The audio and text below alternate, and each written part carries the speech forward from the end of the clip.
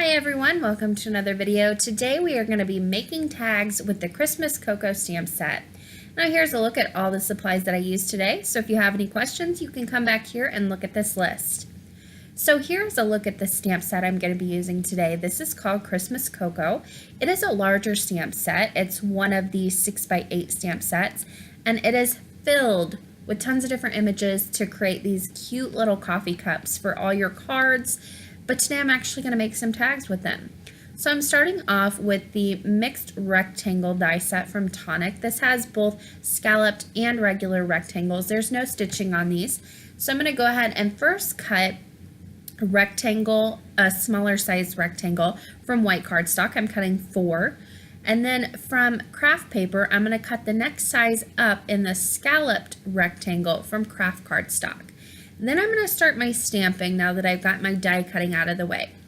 Now I'm going to go ahead and make 4 tags, so I'm stamping 2 of each one of these cups. You've got this shorter round cup, and I'll go ahead and stamp 2 of those, and I'm using scrap paper here, nothing spectacular, just plain white cardstock.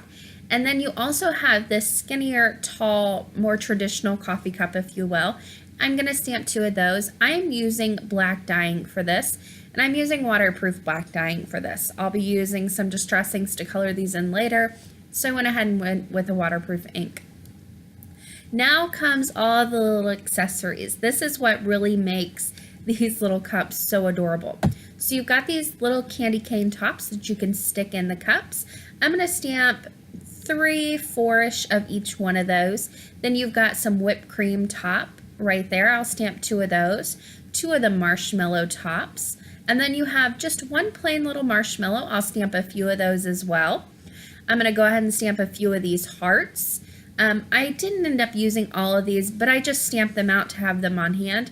You also have that little cookie there, and I stamped a few of those. Now, like I said before, I'm going to be coloring up all of my images with distress inks, and I did fussy cut these by hand. Now, I personally, when I'm coloring with distress inks, I do fussy cut by hand so I can get right around that black border. But if you want to use alcohol markers or something other than distress inks, you can use the SVG cut files that Joy Clair offers for free for all of their stamp sets, and then just go ahead and cut these out with your electronic cutting machine. But it will leave a white border around there. So I am coloring up these on the marshmallows and the whipped cream. I went ahead and added a little bit of gray for some depth. 2 of the candy canes I colored completely red. I'll show you how I went about putting those together later. For the cookie, I colored the icing red, and then I'm going to color the second cookie a little brown right around the edge. I colored both hearts red, and now comes the cups. For 2 of the cups, I'm going to go ahead and use some crushed olive distress ink. And this is just a nice, very bright green. And then for the other 2, I'll use some evergreen bough, which is a very soft, light bluish green. It's going to go gorgeous with the color combination I already have going on.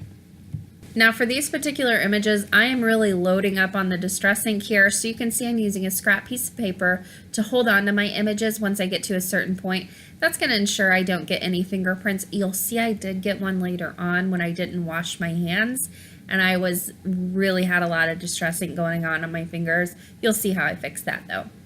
So with all of my fussy cut images, I am going to go around the cut edges with a black marker. I'm using an alcohol marker. It's going to bleed into the paper a little bit, but these are such thick lines it really didn't make a difference. But you can use a water-based marker if you don't want that bleeding. So once I had that done, it was time to start putting together some of these images. So I cut apart the candy cane and attached the red parts over the stripes on the white candy canes. I cut out the red icing on the cookie and attached it over the brown cookie I colored in. And now for these little cups, I'm going to go ahead and start inserting the tops into them. So right along that front lip of the cup, I'm going to take my craft knife and cut just a little slit right in there. Now you can see I've left a little almost handle on the bottom of the marshmallows and also the whipped cream. And I'm going to slide these right down into that little cut that I made. Now this takes a little bit of patience because I wasn't measuring beforehand. And I was just fitting it as it went. But you can see once you get the line as far as you need to cut, I'll go back in and just do a little bit right on the edges there. Once you get that open to where those marshmallows can slide down in there, then you can go ahead and add a little bit of glossy accents right along the back just to hold those in place in the cup.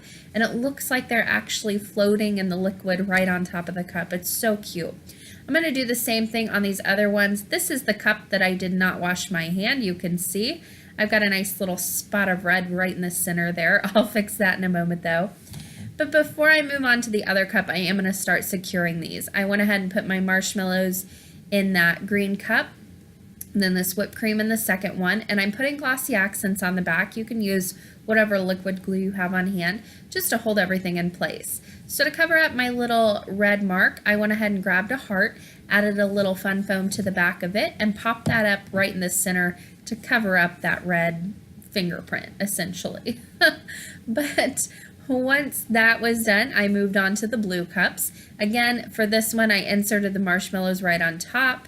I went back in on that green one, add a little candy cane to the back, and I'll also add a candy cane to this blue cup. I'm going to stick it right in the front. And you can see why you have a candy cane going each direction. If you want to have it hanging off to the left-hand side, you can. If you want to have it hanging off to the right-hand side, you can do that as well. For my second heart, I added it to the tall blue cup with the candy cane and the marshmallow. So that one is all decked out. And then on these other two, I just put some marshmallows and then the whipped cream on them. Now on each tag, I do want a sentiment on the bottom, and I'm going to add hot chocolate. These are going to be little tags for hot chocolate gifts. That's why I use this sentiment. You could always throw on the thanks sentiment. You could throw on the coffee sentiment. You could go in and add a happy birthday sentiment if you wanted to. It really is up to you, or Merry Christmas, whatever you want on the bottom of these. Now, in order to get this stamping done a little bit more quickly, I'm going to be using my MISTI. So I have to position my stamp once. I can ink it up, and this is a pretty thick text, so I'm going to double stamp it. I'm using some black dye ink, and I'm going to go ahead and stamp that right on the bottom of that white rectangle that I die cut earlier. That's going to be the base of my tag. So once I had that stamped down, you can see it's stamped pretty well. I want it a little bit richer because those cups are so bold. I want the sentiment to be nice and bold. So I did double stamp that, another reason I used my MISTI, but you can see here, all I have to do to stamp another sentiment, pop out that first tag that I stamped, grab my next one, place it right in the bottom right hand corner, and I know that my sentiment is going to stamp exactly where I stamped my first one. It's that easy. So I'll do the same thing on these other three tags that I did on the first one. Now for each tag, I'm going to go ahead and punch a hole in between or on the two layers. So I went ahead and lined up the white and the craft layer on the tag. I'm just going to pop a hole right in the top. This is a regular hole punch that you can buy at any office supply store. Now I'm not going to secure the white to the craft panel. I want these to kind of flow freely from one another, and also that's going to give you a nice place to write to and from if you want to write like a recipe on there, if you're attaching these to maybe a homemade coffee syrup or something like that, you can always write the recipe on there if you want to. Now I'm using baker's twine to attach these tags. This is actually from the Target dollar spot. This is red and white. They've got all different colors. It comes in a really big roll. It's just nice and cheap, and it works really well, and you get a lot for just $1. Now I went ahead and cut some strands of this, and I'm going to go ahead and pop these on each one of the tags. So whenever I attach my baker's twine to the top of my tags, I'm going to show you how I do this. I take the first two ends, I hold them together and put them through the hole on the top of the tag. That's going to create a little loop on the bottom that I bring the two ends back through, and it secures it. But if I ever want to go back and take these off, I can do that. It's not completely secure, or I'm going to have to cut it and ruin a bunch of baker's twine. Now all that was left to do was to pop these cups onto the tags themselves. I'm going to use some dimensional adhesive here just to give it a nice kind of shadow behind it and a little bit more interest to these very simple cards. Now on the cups where I didn't add the candy canes and I didn't add the little hearts, I kept them very simple. I'm going to add a few little things around the bottom. So on my cup with the marshmallows, I have a few of those single marshmallows that I'm going to pop on the right hand side. Now I cut quite a few of these. I'll only use 2 in the long run, but just those on the right hand side really helps add a little bit more interest. Then on the cup with the whipped cream, I'm actually going to add the little cookie that I colored in with the red icing. And this stamp set does have little images in there that you can stamp to decorate the cookie. I left mine plain because I was coloring with Distress inks, but keep that in mind. And then for this last one, I'll go ahead and pop on that blue cup with the little candy cane and marshmallows, and these tags are completely done. It's that simple and easy to make these. Oh, I did use those 2 little marshmallows and attach those to the blue cup as well, just so they didn't go to waste. But once those were on, I did attach those with glossy accents and dimensional adhesive. These were done. Here's a closer look at these cards. You can see I've got the blue cups. Both are very similar but also very different. And then I've got my 2 green cups that are very similar to the blue ones, but again, they're a little bit different as well. Now you have this space on the back and also on the underside here that you can write to and from. Stamp your to and from. You can stamp your shop's logo if you want to go that way, write a recipe on there. It's just a lot of unused space that you can fill in with whatever you need to. And I love having the option to add all those little details that really make these tags shine. And you can customize each one and make each one a little bit different, but again, use the same techniques to make them.